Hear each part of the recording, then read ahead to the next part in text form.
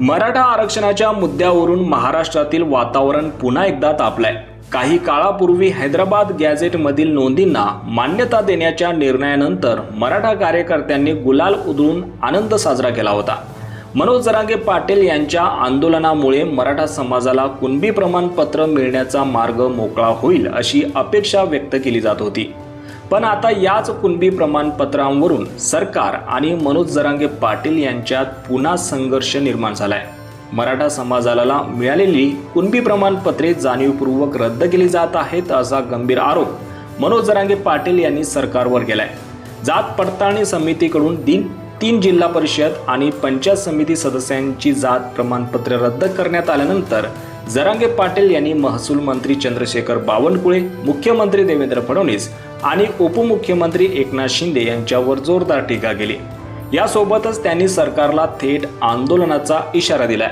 पण जरांगे पाटील यांच्या या आरोपानंतर सरकारने जात प्रमाणपत्रांच्या वैधतेबाबतची आकडेवारीच समोर ठेवली आहे आणि ही आकडेवारी पाहिल्यानंतर नेमकं काय समोर येतं चला समजून घेऊया। सरकारच्या माहितीनुसार ऑक्टोबर 2023 ते 31 जुलै 2026 या कालावधीत राज्यातील जात पडताळणी समित्यांकडे मराठा कुणबी आणि कुणबी मराठा जात प्रमाणपत्राच्या वैधतेसाठी तब्बल 2,96,246 अर्ज आले। यापैकी 2,59,844 प्रमाणपत्रे वैध ठरवण्यात आली आहेत, तर केवळ 219 अर्ज नामंजूर करण्यात आले आहेत।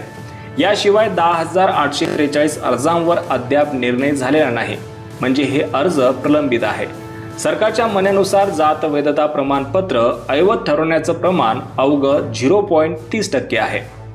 आता मराठा आरक्षणाच्या आंदोलनाचा केंद्रबिंदू राहिलेल्या मराठवाड्याकडे पाहूया।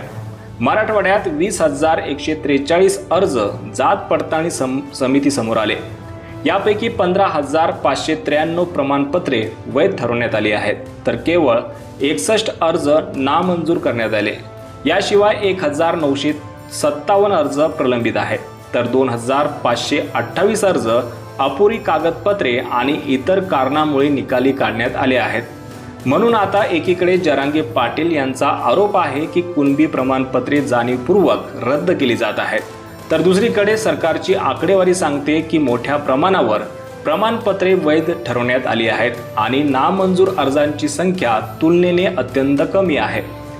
जरांगे पाटील यांच्या या टीकेवर महसूल मंत्री चंद्रशेखर बावनकुळे यांनी सरकारची भूमिका स्पष्ट केली आहे। त्यांनी म्हटले की महाराष्ट्र सरकार पूर्णपणे मराठा समाजाच्या बाजूने आहे। मराठा समाजाला न्याय देताना ओबीसी समाजालाही न्याय मिळाला पाहिजे आणि ओबीसी समाजाला न्याय देताना मराठा समाजालाही न्याय मिळाला पाहिजे याकडे सरकारचं लक्ष असल्याचं त्यांनी सांगितले। त्यामुळे आता सर्वांचं लक्ष मनोज जरांगे पाटील यांच्या पुढच्या भूमिकेकडे लागलं आहे। सरकारची ही आकडेवारी जरांगे पाटील मान्य करणार का, की काही विशिष्ट प्रकरणांचा दाखला देत ते पुन्हा सरकार विरोधात आंदोलनाची भूमिका घेणार? येत्या काळात मराठा आरक्षणाच्या मुद्द्यावरूनच सरकार आणि जरांगे पाटील यांच्यातील संघर्ष आणखी तीव्र होतो का, हे देखील पाहणं महत्त्वाचं ठरणार आहे।